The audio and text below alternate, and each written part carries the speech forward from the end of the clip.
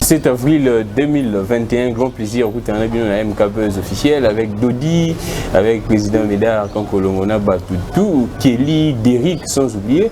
Toye bongo mbangu parce que makameza kuyinda toujours na kati ya ngumba ya Kinshasa ville capitale ya Kinshasa makameza ya kobeba tomona ki pétition ya Godin Poi erataki et ba député pétitionnaire ya assemblée provinciale ya Kinshasa balobi ke sengeli ba saisir conseil d'état pour conseil d'état à départager bango yango toye na lombangu tokuta na moko ya ba pétitionnaire bien que tomoni rapporteur ya assemblée provinciale honorable Junior lobi mo makambo belé ke ezaki na vice des procédures d'abord, forme et respectées, ma compagnie belé, précipitation notamment.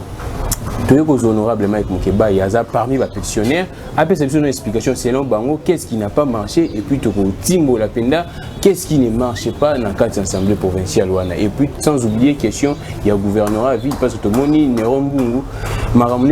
a commis l'homme à battre. Compte tenu de la déclaration à cela qui n'a pas de médias, tout honorable Mike Mukeba. Merci beaucoup Nabino tout, vous abonnez massivement, vous partagez l'émission au Sala bien Makasi. Honorable Mike Mukeba. Et ça mon avis qu'ils a déjà bien été. Maintenant tout le monde na yoki yo na songi na ya ba pandi et tumbande bandi. Et tumbe bandi. Na ko bisa Godin Poi na gentil ngubi. Beaucoup inde. Ya ba toke no malem. Ya liboso na ko bisa na yebi makambo bo makita boko sa na butu pona ngai. Makita nini? Makita mabeba luka maele nini po ba changa minyoko ba kochelanga makambo batinda moto boye soko pe mwana mwasi lokuta na bino. Pourquoi kaka yo? Te na yebisu yo kutuka ngai te na bo makambo nano o ya ngai. Gentini ngobia Godin Poi lokuta na bino na kozonga simate. Pourquoi ba attaquer Peter Kazadik na yo malembe na koloba o ya ngai o tawo ba bo Gentini ngobia na Godin Poi ba yebi. Alors honorable te na ko malembe oko bate pétition ezangi kozwa Godin Poi soko to zangi kozwa na pétition kanda bana kisaze kozwa yo honorable mec tika na sisa Godin Poi na ebisio lelo kanda bana kisasa ekosimba yo na Gentini ngobia yango wana tokotika na lobi yango lobi na tongela yango lelo et tu m'as bandi sikote honorable mec Mukeba to kini pina et tumba oyo bato ba kolela bana IDPS ba kolela te bo konji ya Félix Gentini ngobia ye po boma yango ba kolela mikolo nyonso moto abetaka tolo nga na moninga mokonzi ya mboka mobuki zando te mobuki zando nani zando komaki salité baby honorable et gentilité kamele pas akaka moninga ya Félix honorable bino tumbo boko luka ko bomo bakisa Gentini ngobia na Godin Poi tozonga no ndenge boko ya moko bate biso ba pétitionnaire toye pona kosenga bibonga kosenga mbongo. Ce que vous ne savez pas, nous avons le mental. Gentini, tu as peut-être de l'argent. Mais Gentini, le combat politique s'inscrit dans la durée. Gentini, tu tomberas, je te le promets. Si tu te plies pas, tu tomberas. C'est moi qui te le dis. Tu es dans le faux. Non, mais honorable. Dans la sécurité.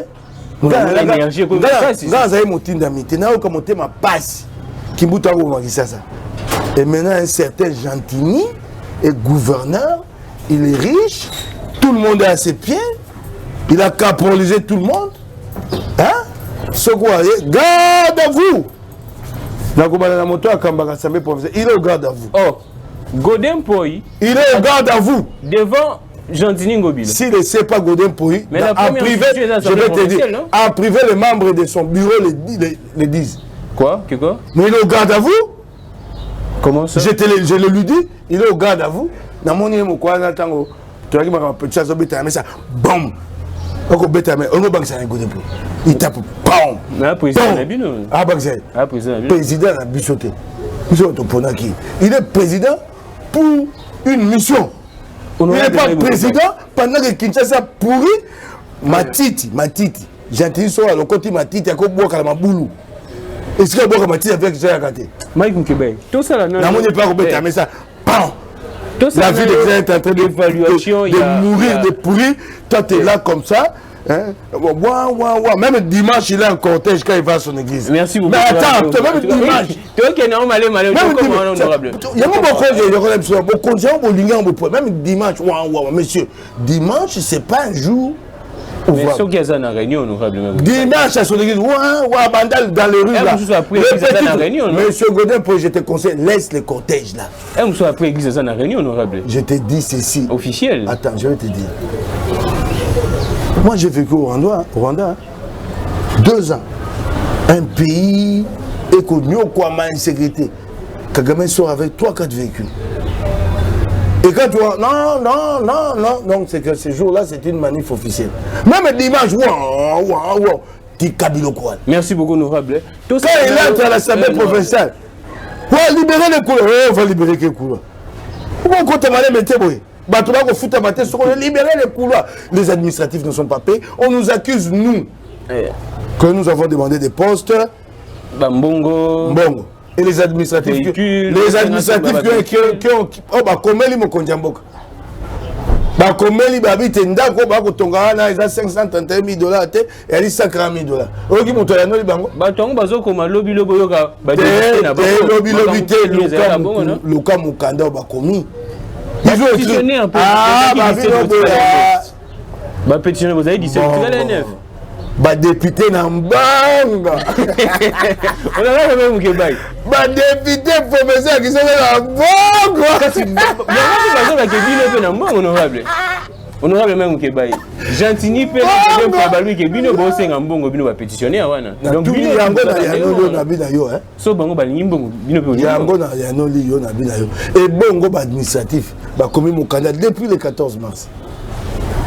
To futa magate mais gestion Godin Poyi ndako wana évaluation $140,000. Ça ce sont les administratifs. Oyoki moto yango ba administratif.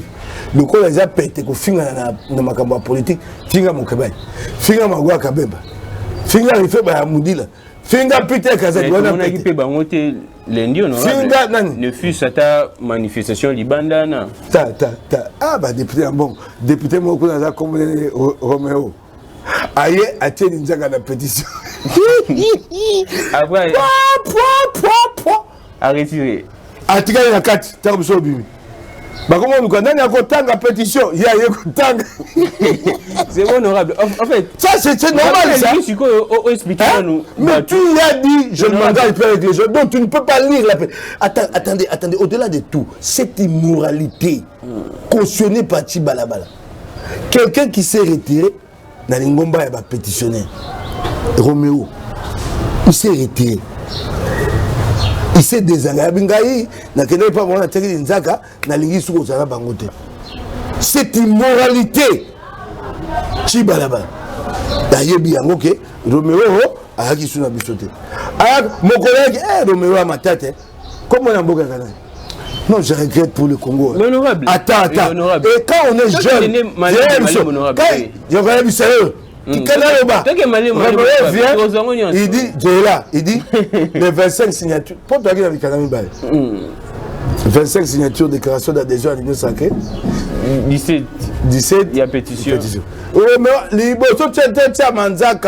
La pétition. Réméo nous propose, il dit toi tu as la déclaration et adhésion à l'Union sacrée, tu as la pétition. Pour te quoi il s'accorde à Godemba, il y a ça à l'Embi. Réméo là. Après. Mais devant témoin. Non. Nous sommes en réunion. Si à l'Embi, oui, mais le Congo, c'est politique, c'est beaucoup de tout. Bato Bayaka, pour mon aïe, Ali, et bon, Babenga, Roméo était remonté. Merci beaucoup, honorable. Honorable. Quand la tête à Longwe, à Lingomba, Babati, attends la pétition. Ça, c'est l'Assemblée provinciale de Kinshasa. Il a retiré la signature. L'immoralité. Chibalabala. Immoralité. Roméo, Alongwe, Abiba Longwe, Comment pétitionnaire, ah, Roméo. Et Roméo n'est plus seulement du monde. Moi, si je suis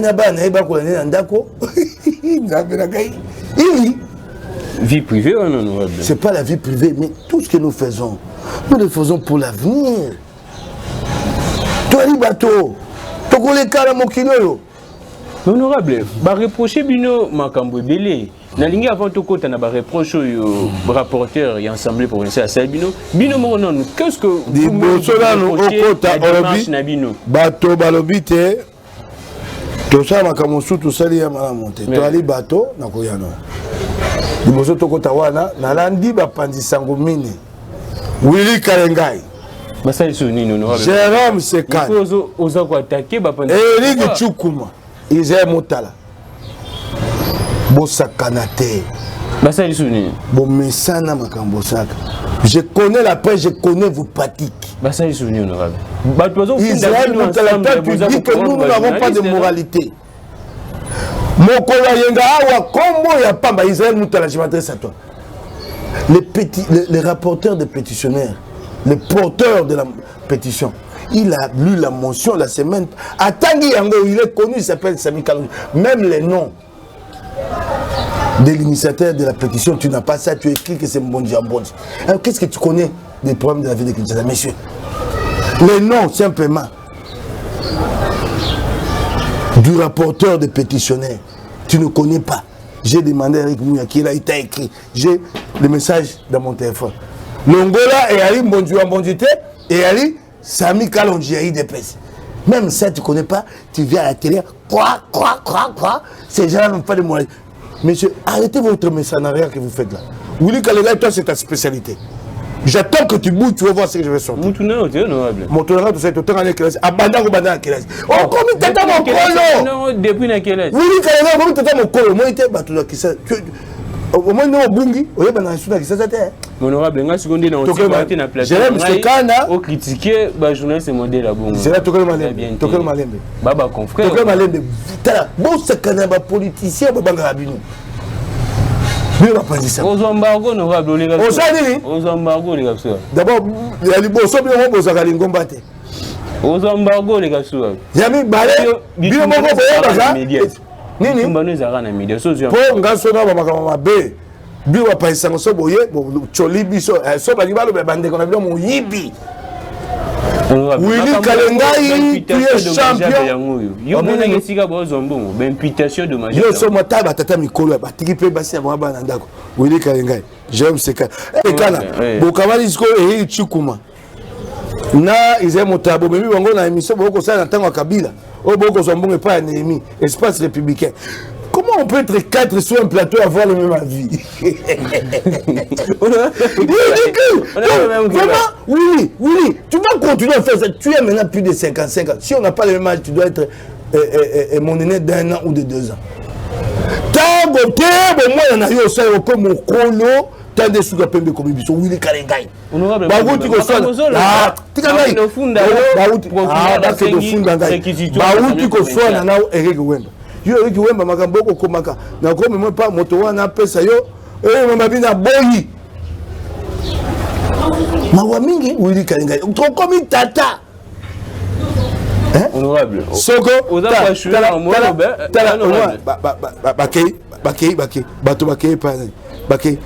Bakeye pa Augustin Matata Congo Challenge bato kubo ba padisa ngwe Matata ye moko azwi soko milioni na boyi na ebité so eza boni ya nini ya Bukangalonzo ebungi yo so ba peso ka $1000 nde mwe ba ye wana ba pesa bango ba $1000 et les gars na nde ba pesa ka bango. Honorable, Willy Kalengai yoka soni. Honorable, qui est banango. Oui, Willy Kalengai totandi na yo sekana. Bodu Tchoukuma mawana bino. Na yo du rapporteur, tu connais même pas. Mais tu viens parler des problèmes de la vie de Kinshasa. Or, ce rapporteur-là, Sami, a lu la pétition la semaine passée. Tous les médias ont parlé de lui. Là, tu étais sur d'autres coups. on t'appelle sous les coups de la semaine. Israël, tu es jeune. Protège ta crédibilité. Grief,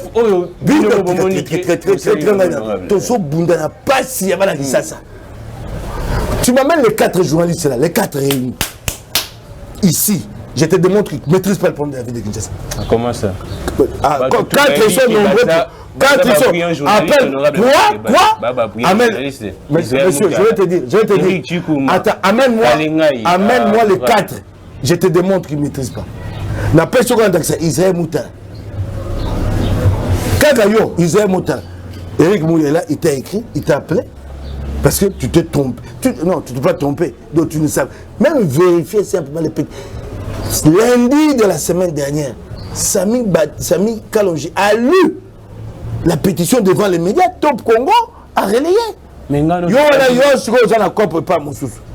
tout ça, il y a une émission récemment honorable. On dit même qu'il a on dit même qu'il est Moutala.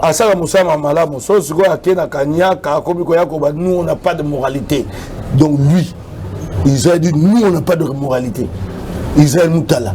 Mais bah tout bazolo. Et puis il me connaît. Attends ensemble Nabino non. Tiens, voilà. Oh, il y a pas journée c'est quelque chose au point. Nini? Il y a pas journée c'est quelque chose au point. So beaucoup on a bien pas gentil ngobe. Bon bongo. Nous on se bat dans notre pauvreté. Na bo qui me boit na biso qui ça c'est bon. Bon tout le lobby tu es coquette Israël nous t'a dit nous on n'a pas de moralité. Israël, tu me connais non? Moi j'ai pas de moralité. Donc tu es là à la télé, tu t'assois Israël. Le message est pas honorable. Bino Mokonon, vous vous reprochez de quoi honorable la démarche Bino? Qu'est-ce qui n'a pas marché?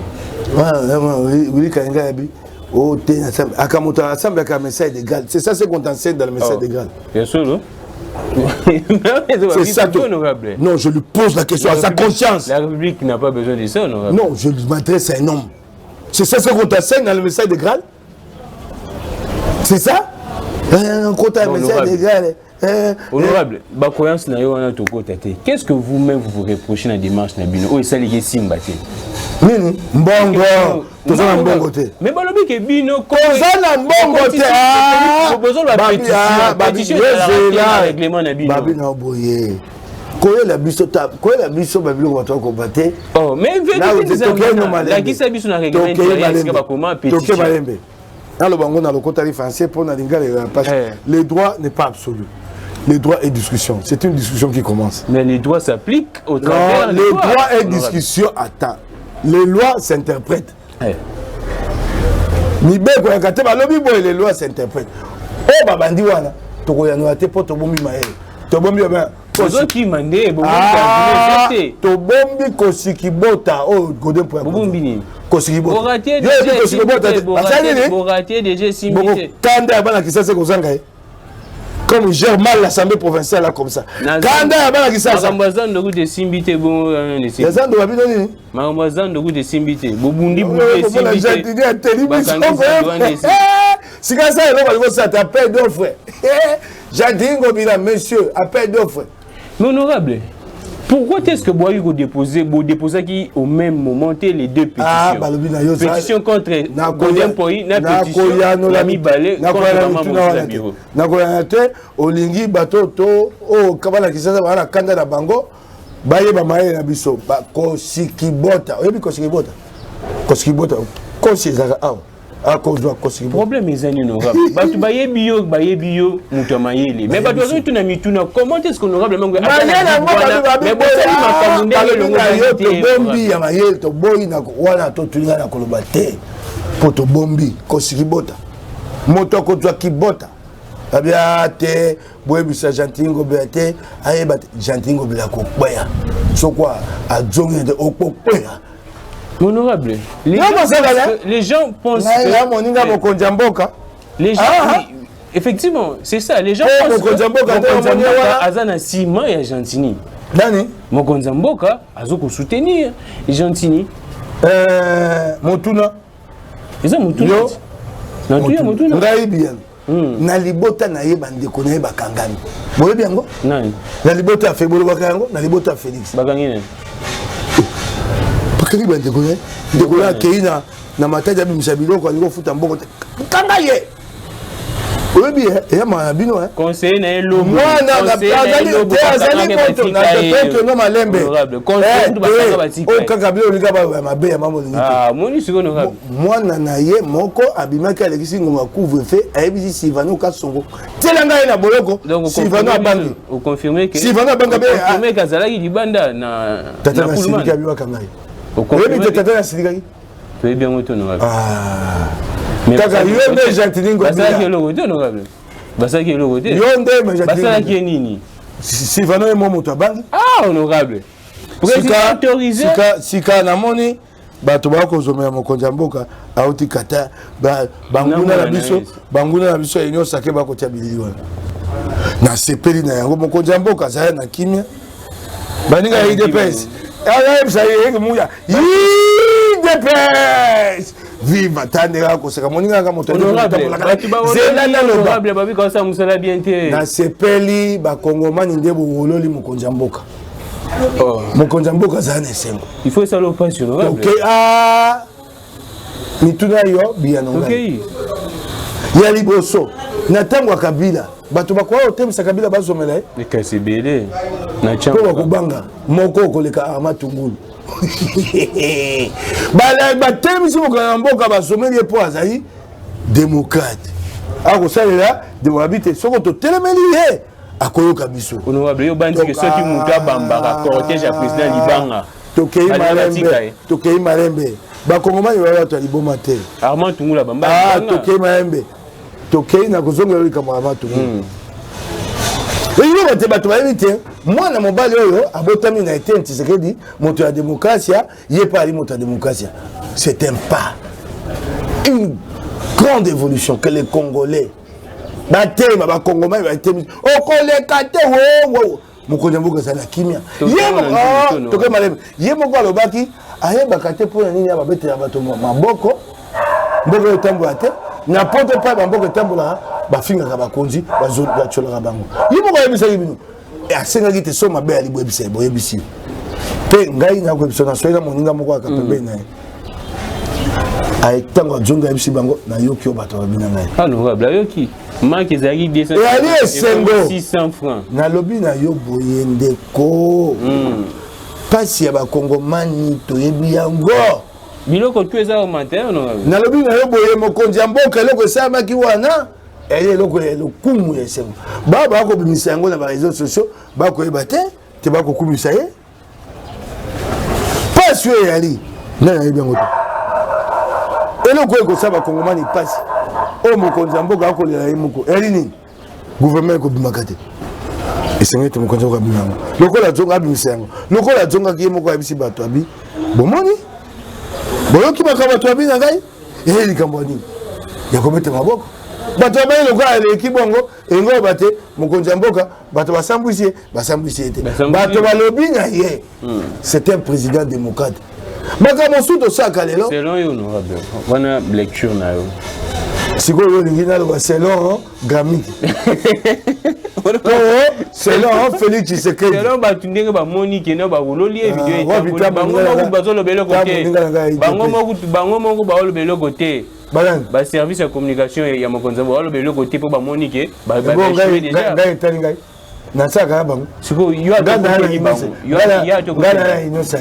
yo atokoteli bango moko bareconnaitre baosala eloko te honorable ngala inosake honorable nakobanga te na suka ya manda tozanga résultat na Kisasa yango moni nakokumisa ndeko na ngai Peter Kazadi nakokumisa ndeko na ngai Magwa Kabemba nakokumisa ndeko na ngai Rifemba ya Mbudila Jeidi Kala kulutu na ngai Jacob kulutu na ngai Garimbo Mama Masengo Sami Kalonji.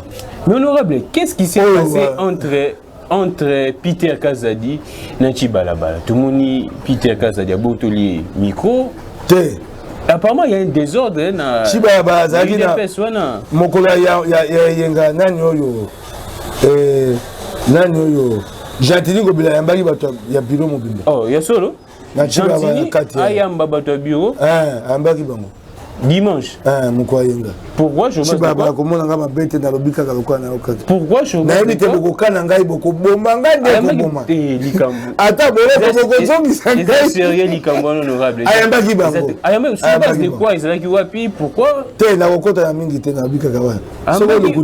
dimanche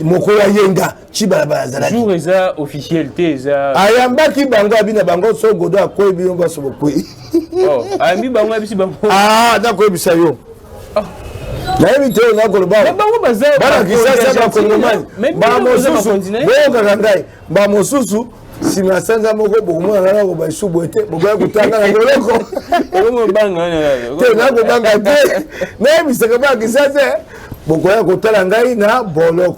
mais ba comportement wana Peter Kaza d'Aboto là président Moutaza Kosala ko présider plénière est-ce que ça y a dit non il y a ka boko asa bongo so pona bitumba pona makambo bola mabana mboka so bona lisango wana yo lingo makambo be na ko buka yango pas so ba kongomani bana ngwana kisasa chiba bana yebi ngote amona ka yangote. Mais problème est que déposer qui pétition à bon retard honorable. Plénière est acquis. À 10h, bien pour déposer on a 11h. La plénière est convoquée à 10h. La plénière a commencé à 10h. Mais n'a pas pu à 10h. Elle a commencé à 10h. Quand vous êtes saisi d'un document, Peter Kaza de Ebisaki. Avion na moni yango te Peter Kaza de Ebisaki boso bato sabi. Oh Chi balabala. Yo benga ite. Ayanon. Oyebi singa te pétition ko yi boso na yo. Ah tikani. Soko ali moto solo te, ali mala monter. Qu'est-ce que Oyo Peter Albageza solo honorable. Tanga baganga moso chi balabala. Chi balabala fonga mono. Nie, tatuni yet. Yo benga ite. Ali mawa. Ba akina bayanga di mokola yenga. Tous les bureaux a été reçu par Gentil Ngobi. Alors, bon, pourquoi Gentil a monté un bon bébé, ce qu'on a mis bien bongo, beaucoup sont en Sengo. Combien de temps t'es beaucoup sont en Sengo. Il y a un moto pas batté. Ah, na table. C'est que Yopé Mukolo. Tes types là pas avoir combien de millions honorable. Hein? Et pas avoir combien de millions de dollars. Mukolo ayambaki c'est que peut poser qui nani Mukolo ayambaki ozonga ah monisi ko soki ozonga ki nation te pourquoi ba ningo sozo nation alukaka akoyeba te akozwanga to akozwanga te ko pesa. Alors vous avez l'impression de j'ai dit qu'on va pas avoir combien de millions de dollars. Jimmy 60 millions 50 millions de dollars. Vous avez l'impression d'être l'homme le plus trahi ou non l'homme le plus riche du Congo. Vous avez l'impression il y a est-ce que vous avez l'impression qu'il y a Rosala trahi ou non? Okosuka, je te promets, tu peux pas faire ça à un peuple. Gentini, je te le promets. Tu peux pas. Honorable, vous aviez l'impression d'être trahi ou non dans le groupe Nabinoana? Kuna. Ah, pourquoi on va pleurer qu'on a été trahi? On pleurera si le peuple n'est pas avec nous. Bakongomani, bandekoli dépêche, so babite to sema kamabe batiki biso. Si un individu vient ici, signe là-bas, il va prendre l'argent. Des gens qui n'ont pas de morale. Tu connais la poêle. Et tout le monde est au bout de la Congomani. Mais pétition, on a besoin d'un bon honorable. Oui? Pétition, on a besoin d'un bon corps. Bakotonga ta tango toko bundisa Kabila to bayi mokolo kotonga simata ba mosola mogabe ana lembi pe Kabila ngo banda to bandaki banda 1900 banda 2000 kasi le quoi to akina ma bo pikiki ya bitumba biko lelo azongi simata nde Gentini Ngobila nde ye lombe bo kindi na conseil d'État ba chance ezani honorable bo kindi na conseil d'État tu vois bazuze batokata wana ko ba ba chance ezani voilà déjà ndenge makambo zo kindi to moni déjà na mise au point ya junior apparemment il n'y a plus de mayele to nango to ko bimisa yango awate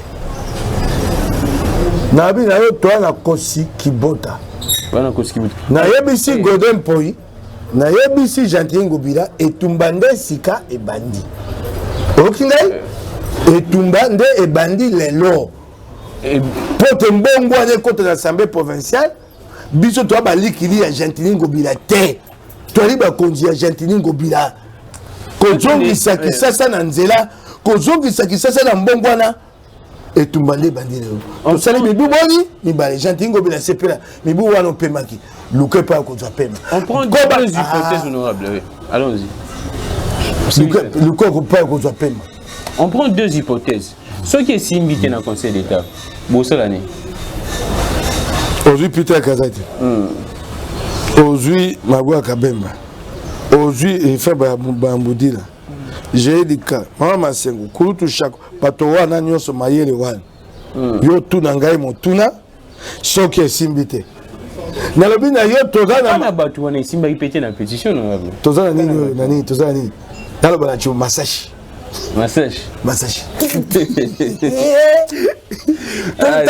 masashi ebele nalo bandeke maninga ngai bachulumba loba tozana masashi ebele honorable koseka ozo seka eza koseka mutu akoi na vélo te nani koseka oseka ya koseka mutu akoi na vélo te na kwa kida vélo kala te ngabila asina tema kaka Gentili Ngobila tu sais comment Ngobila Mbaga merci beaucoup prêtre de prêtre même qui va être avec solo qui ça ba gouverneur quand ba prêtre de prêtre on n'a pas de gouverneur posé de prêtre de prêtre to sangisango na likambu ya Néron Mbungu honorable Moni abimi à l'objet makambo ebele mais badoza ko accuser notamment à respecter autorité na été au hasard gouverneur de la ville. Comment est-ce que Azwa courage au makambo bongo les gens pensent que Azo Luka a remplacé des Gentili Ngobila Néron Mbungu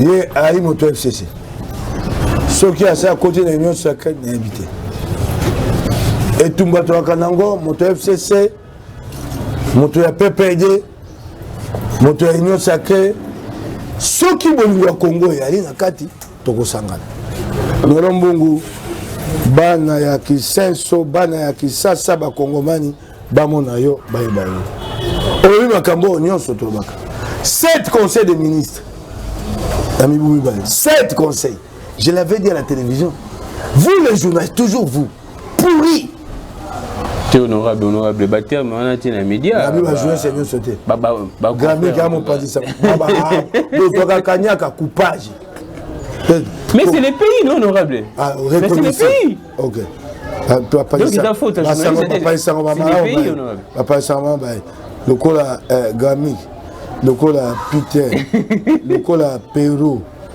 Lobi qui a attaqué moi je suis Israël Moutalo qui a attaqué Bongo Lelo moi je n'ai pas dit que Israël Moussate Abou à côté du Bunga batata ya mikolo o basi ba beba comment baby ça y est na lo baté moi je suis attaqué tous les jours je réponds à toutes ces attaques là moi je me bats pour une cause en tant qu'élu vous allez vous prendre l'argent. Dites ce que vous dites et vous dites que moi et mon collègue, mes collègues et moi, on n'a pas de moralité. Je réponds. Sango Mokonzi, Trésor Kalafai, Nani Ah, Nani Moano, Kabon Serge. Vas-y, ça m'a Nakosi, c'était Bibi Kapi, Nakosi, c'était Baleke Bélé. Ah, Walukonka. Nego Zulu. T'es dans la tête. Oh, mais Nego Zulu,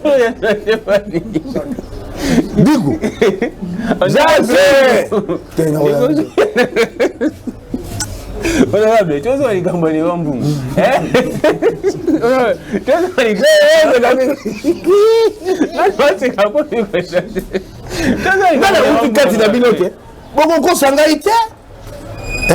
Néron Mbungu na pesio longonya 7 conseils des ministres na le bien on est entendu que ba pandisango baliki. Mais pourquoi azo démissionné? Mon pandisango na Congo soko ça moi le maire na ye oh yo ko le ka ko monate. C'est ça aussi la question honorable. Donc la information ba sango ba tengo na le cas $. Les jeunes, c'est qu'on a 100 $, c'est là dedans que j'ai des informations. Honorable, même au Québec.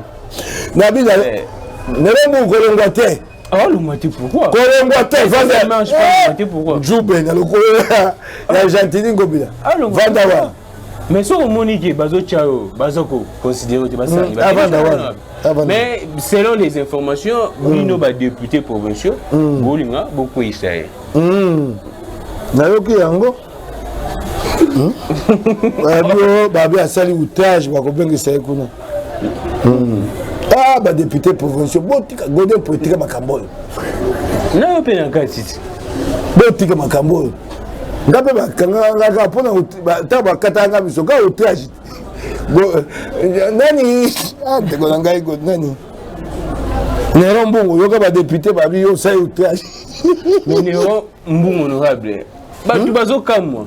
Après au terme le makolo ngulu, mbele bele. Ouais, ça ndenge nai. Oh, au moins na hôtel de ville qui s'y ma casse. Non, oh, qui s'y ma hôtel de ville. Oh, ya Kimbute kosa, ya Kimbute nde Kimbute yako yambola yemoko. Oh, ba professeur. Abi, ba professeur. Fétichisme où est un hôtel de ville. Ba professeur non. Monsieur, je suis un homme rationnel, hein, je ne blague pas. Qui c'est un hôtel de ville? Ndoki.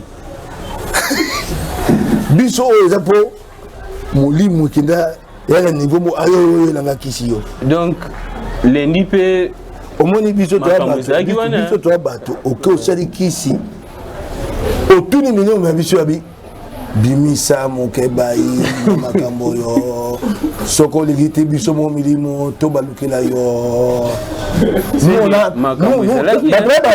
Na plénière on a lundi. Les gens ont l'argent, ont le fétiche, nous on a le mental. Nous on a le niveau spirituel. Mais tant qu'on a qui c'est hôtel de ville lelo. Le quoi qui bouta kete? Oh. Nganga ki, babi nganga muswa na kingabo. Non. Mais tant on a mis makambu ya ki. Mais ba tu vas pas ngabo kingabo. Babi mo to. Ne bande l'émission nganga.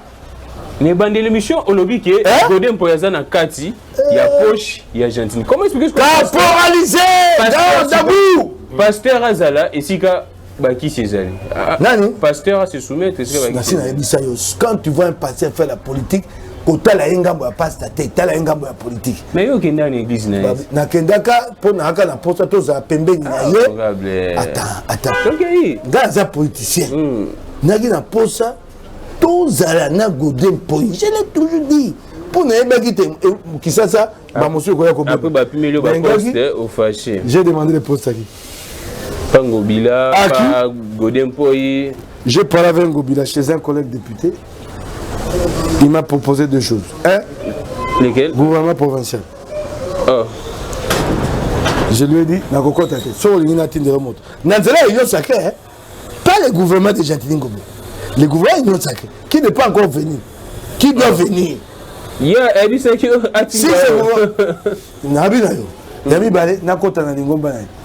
Gentili Ngobila est millionnaire et souvent son argent lui monte à la tête. Ivresse de lait. Puis, Mbongo ne bimina sanduku pa teka ko ematie na moto. Moi Mukeba Yinko so Mike, membre du parti, na le guata ensemble avec na IDPST à ce niveau de responsabilité. Ce combat que j'ai mené. Donc Gentili peut compter sa troupe et me compte derrière. Parce que je suis pauvre, parce que je vis de mes émoluments, parce que lui il est riche. Et c'est ça qui règle tout. Les gens rigolent. Merci beaucoup. Il y a des hommes de valeur dans ce pays. Il y a des hommes de valeur. Et ils sont nombreux. Donc, puisque tu as l'argent, monsieur, tu me rates, oh, ce pauvre type.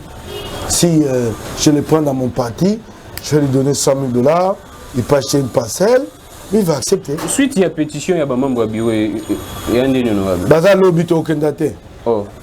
Bokimi Youssous. Binomoro, vous déposez, Bokimi Youssous. Ah. La violation à règlement intérieur, je vous ai posé une question. Je vous ai posé la question à Godin Poy.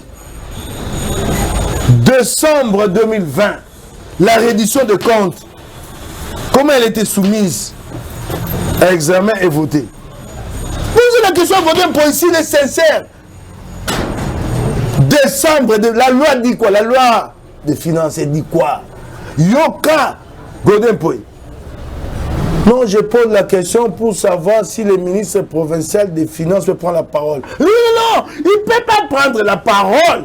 Il dit pas, si on va examiner, comme il était en service commandé, il a tout fait. On a pris 2 heures de débat. Vous voyez pourquoi les Congolais ne se souviennent pas? Je ne dis pas tous les Congolais, un petit peu. Ne se souviennent pas de tout ce que nous faisons. En décembre, nous ne sommes pas sortis de l'Assemblée provinciale de Kinshasa? Ensemble, avec Peter Kazadi, avec honorable, vous dites chaise vide, on viole la loi, on reste là. Bonsoir, honorable, la politique à chaise vidéo, lundi, Bobimaki, lobby, et le côté Bobimaki en décembre. Monsieur qui passait à la télévision, monsieur de bien sensé, monsieur irréprochable. Je vous pose une question. Allez-y, demandez à Godin Poy. Comment il a fait passer? Ça voudrait dire quoi? Comme la reddition des comptes ne peut pas être examinée si elle n'est pas accompagnée du rapport des Cours des comptes. Donc, quand un président sérieux vient à l'Assemblée provinciale, il ne peut même pas inscrire la question à l'ordre du jour. Voilà. Il ne peut pas. Alors, vous qui dites que non, toi, Israël, est-ce que tu as suivi ces débats? Est-ce que tu as fait un papier? Tu étais sur un autre coup. Willy Galendaï, tu as suivi ces débats, tu as fait un papier. Tu étais sur un autre coup. Donc les gens se battent pour que les choses changent. Pour $1000, tu as des intellectuels. Moi je suis gradué, les gens m'insultent que je suis un petit gradué. Tous ceux qui étaient sur ce plateau-là sont des licenciés. Licence à Bouzoma. Licence à Pamba. Sofingi Bangwan est le gros finger. Licence à Pamba. Établissement licencié. Science sans conscience. Comment tu exploites ta licence? Science sans conscience n'est que makambo bakuyo zo ko reprocher bon yango batu bazo ko reprocher pe honorable soki olingi na tangeli yongala otangelo bakuyo toke totanga bauti ko pa matata. Il y a combien? Challenge Congo bakoma ils ont signé. Il y a combien? Bauti ko e pa ya Guise Matata. Donc ekiri wana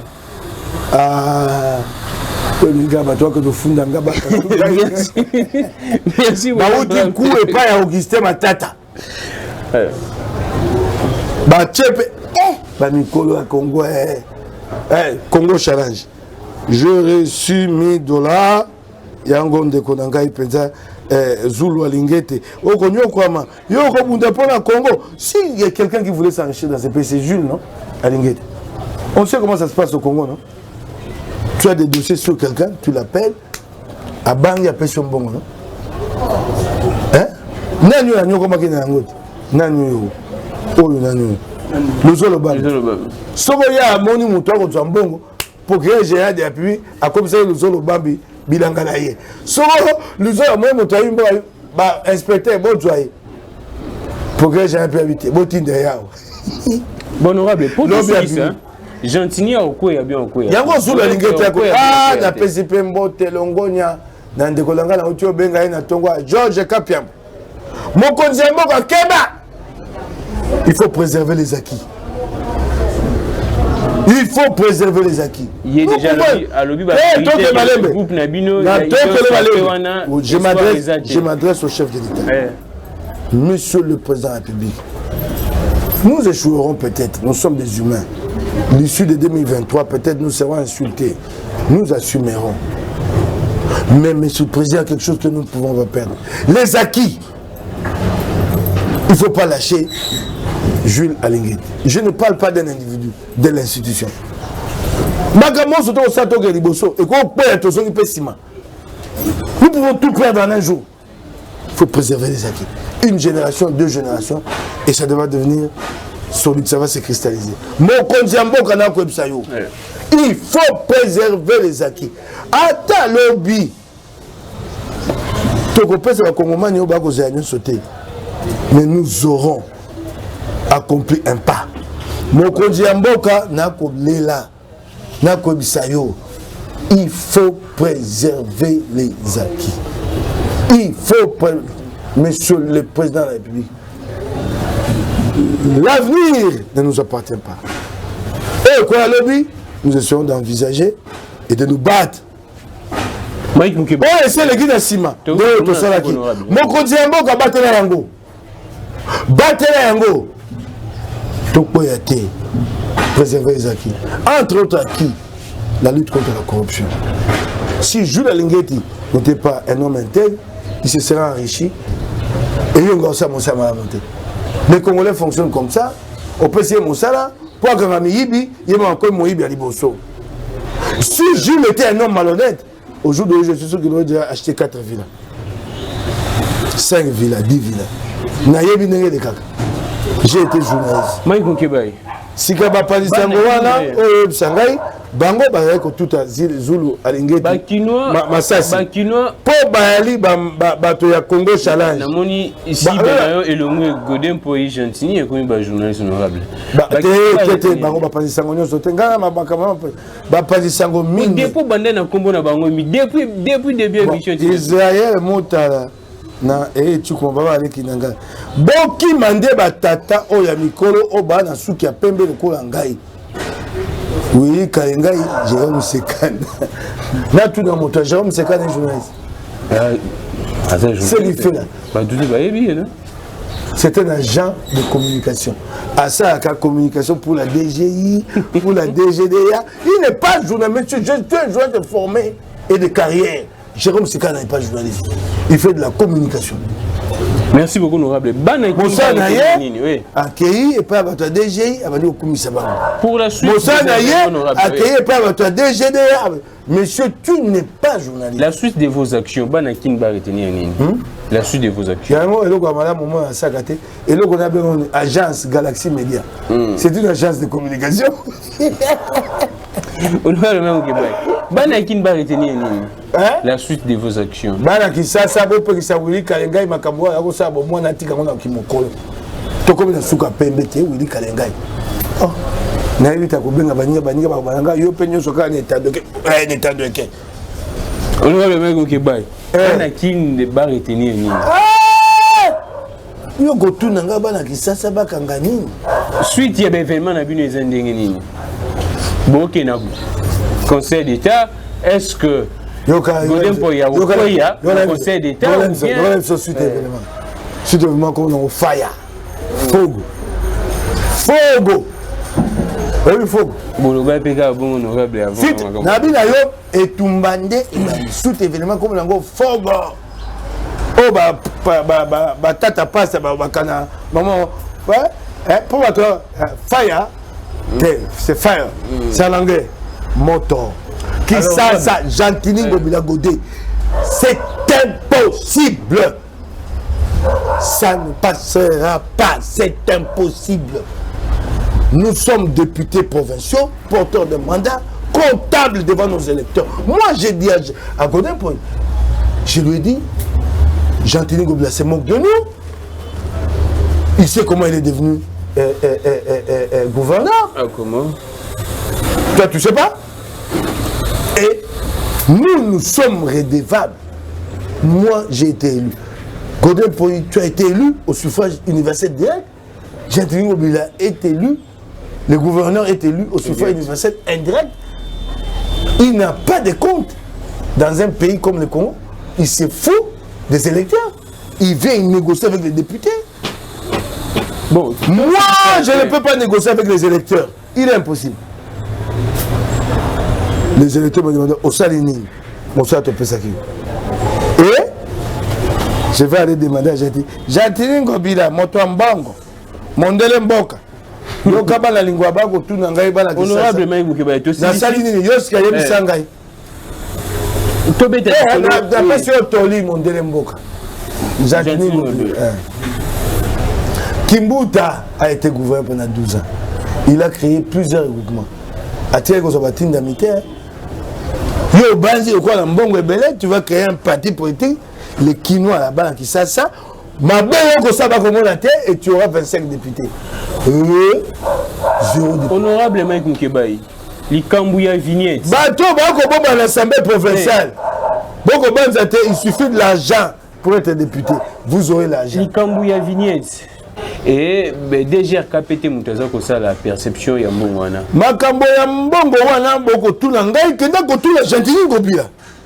Mais biso to pona hinde yos. Yango to ko tuna yo. Nasi na lobi yango te DGK ekufa. Te Gentini Ngobila kutaki compagnie comme hologramme. Azo hologramme ata ça tie pembeni. Basali compagnie comme Solitech. Compagnie wana bango nde bala machine. DGK machine ya lite. So ba Congo miso DGK bazoka 8%. La ville n'a pas d'argent. Mais on crée une structure parallèle à la DGK. Mobile Colombie de DGK, compétence exclusive en matière de collecte d'impôts. Gentini Ngobila Sali Solitech, 8% sur le revenu de la ville. 8%. 8%. Ah, IGF. Merci beaucoup, honorable Mike Moukebaï. Honorable, qu'est-ce qui ne va pas ensemble? Tout le monde a déclaration, il y a Laurent Niemba, c'est qu'ensemble, vous quittez l'Union sacrée. Ah, ouais, ma Laurent Niemba, tu quoi pour tout le monde. Mais Etalinga été vraiment désolé et Ali Makambo Laurent Tozali n'a pas c'est Union sacrée. Libotano sur la Mindondo. Ogingai, ngai mawala que nous tout Laurent Niemba. Ngana na Union sacrée. Mais apparemment il n'y a pas. Ngai na lobi na yo na Union sacrée si amokonja moko. Merci beaucoup, honorable Mike Moukebaï. Soko moto abi makambo kendo tuna yeye moko. Ngai na Union sacrée si amokonja mboka. Libotano sur la mabe, libotano sur wa swanaka. Basantu ba akate ngana ngondo Moukebaï te. Félix Baza ngondo pe Félix te. Tisenga to sangana na mabe na biso na malamu na biso. Et ko totia liboso Congo na ba Congomais. Ngai nazali na Union sacrée. Merci beaucoup. Ngai tala bato mosuba ko batango biso bandaki tuma Union sacrée bato be ba ko banga na yembela moninga na ngai Eric Muya Fachitema na bina. Merci beaucoup.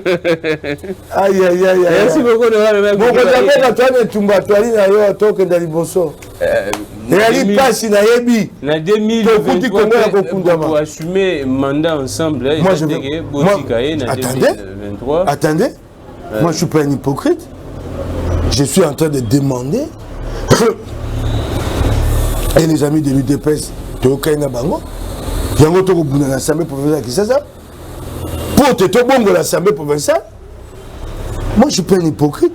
Pour te to côté sa union sacrée dans l'Assemblée provinciale. Tango ko kota mobimba. Moi je vais assumer le bilan. Dans les abatotés un pas dedans un pas dehors. Nous avons participé à cette œuvre. Merci beaucoup. Sokolobi to juité. Ngai pe finir les simbangai. Ah, pour comment on a souvent battu, ngai union sacrée. Merci beaucoup. Merci beaucoup. Ngai yango moni toko senga, yango toko lela. Te godem pour na Gentini Ngobila to te bango pembeni. So balingi ko bongisa, qui ça te. Pour que nous assumions le bilan ensemble. Ngai. Merci beaucoup honorable. Politique wala ya ba Kongomani ya oye lelo nani? Vous allez pas y bloquer. Merci beaucoup honorable Mike Moukebaï. On ne peut pas faire lutter aux organes sous. On ne peut pas ça Lukombe. Lukonde. Tika Christelle Wang honorable. Ah, il y a mon ya au moins makambo comme ça nga. Comment tu as commis maman Wang. Si quoi attaquer, on lingi kaka quoi attaquer ba maman honorable. Tika Christelle Wang avant de Kimia. Pour nani ni komisi yango likambo ya mwana mobali na mwana masi qui sait Vanga nous sommes égaux na etika ye soko azwango yangani ba bizuwa yangani nini ezo sala yo par exemple ngo na tuna yo so qui sait Vanga azu bien c'est ngana est égal à combien on va même que vai mais so moto moko azu ministère ngai na kole su pondu na ngate na dia kawa na fufu na ngai ba opimela ngai yango honorable Mike Moukebaï. Merci beaucoup pour la disponibilité. Ngai nde na tondi yo matondo mingi. Qui baza ko honorable. Keba ba ko beta yo outrage. Nero mbungu keba. Ah, tu vas m'aider ma belle. Bon, mais tu au trajet. Mon Québec, il passe à soi. Quand on au trajet, c'était 12 mois de privation de salaire. 12 mois! Et on dit que je Godin prohibé. Mais l'Assemblée provinciale de Kinshasa est revenue sur la décision de 12 mois de privation de salaire. M'a réhabilité pour 9 mois. C'est pas un désaveu contre le président? Godin, tu es fier de toi? Tu as été désavoué par la plénière. Sur les choses que tu as Merci beaucoup, honorable. Non, attends. Vous dites toujours. Mais les 4 journalistes là, vous savez que Godin a été. N'a côté qu'à Bangote. Oh. Penazo, Kakazo, c'est bon. Bon, Ningalaka Mouké. Bon, Ningana. Vous dites Kalenga Kokufa. Bami Bayo, honorable. Nani? Bami Bayo. Oui. On a été PRO dans ma ligne de mire. Oh. Vous dites Kalenga, bouge. J'attends que tu bouges. Si tes garçons là comme Abidjan, bouge. Willy, si tes garçons. Je t'ai dit, Willy, si tes garçons comme Abidjan, bouge. Willy Kalenga, si tes garçons, j'attends que tu bouges. Merci beaucoup. Si tes garçons, bouge. Si t'es vraiment garçon. Oh, comment on a combien? Dis, monsieur, moi je suis député provincial. Je me bats. Attends, moi je me bats. Alors, vous passez, tout ce que vous dites, moi ça ne me regarde pas. Hein? Vous êtes en service commandé, vous êtes payé pour ça. C'est pas plus de 1000 $. Je connais le prix. Et puis, bon, ça ne vous suffit pas. Et puis, il y a un d'entre vous qui dit que nous, on n'a pas de moralité. Nous, les pétitionnaires, nous, on n'a pas de moralité. Monsieur Israël Moutombo. Pardon, Moutala. Monsieur, tu dis que nous, vous êtes payé pour un service et vous venez dire que nous, on n'a pas. Donc, vous détruisez nos images comme ça gratuitement. Comme ça, pour 1000 $. Merci beaucoup. Et tu es sérieux, tu l'as dit, tu rentres, je connais ta femme et tu rentres chez toi. Donc, tu l'as dit de moi, mon Québec, toi, Israël Moutala. Ta femme que je connais. Hein, donc, tu l'as dit. Alors, vous avez l'habitude, hein, quand on attaque les groupes, tu sais, les Congolais comme ça, quand on attaque un groupe, les Congolais ne réagissent pas. Ils disent, on a attaqué les députés, on a cité personne. Effectivement. Donc, vous ne vous attendez pas à ce que personne, à ce que quelqu'un réagisse. De dire que nous n'avons pas de moralité. Les pétitionnaires. Moukeba Nkosomaïk, il a réagi. Si quoi est bon, continuer vos hommes. Si on a une possibilité pour la bêta, dans un bon. Merci beaucoup. D'ailleurs, c'est bon, ils se sont déjà déconnectés sur les sujets. Ils attendent le prochain paiement qui ne viendra pas.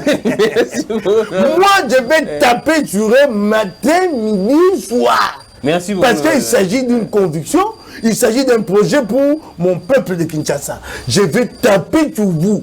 Toi, Willy, je vais taper sur toi. Merci beaucoup, Moukeba. Qui Moukeba, oh, Azakali Boma. Ah, le cas tout le monde. Merci beaucoup, honorable. Ah, c'est là. Tu aussi dit honorable. C'est ça. Tu peux pas bateau. Tu peux pas aller ça. Baninga langai, baninga tu peux pas. Ah, na fingi eh. Bakamba ko sa leto. Yo bandi yo nako bana. Na fingi eh.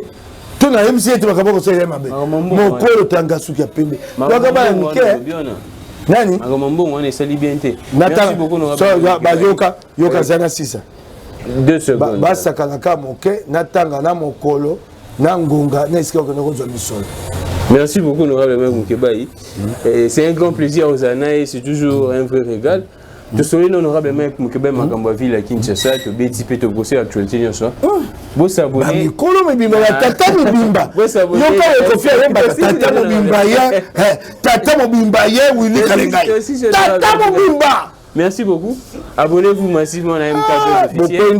Merci beaucoup à Dodi, merci beaucoup à Kelly, merci beaucoup à Derrick, qui est les jeux de toutes les inspirations continuent de nous inspirer. Au revoir.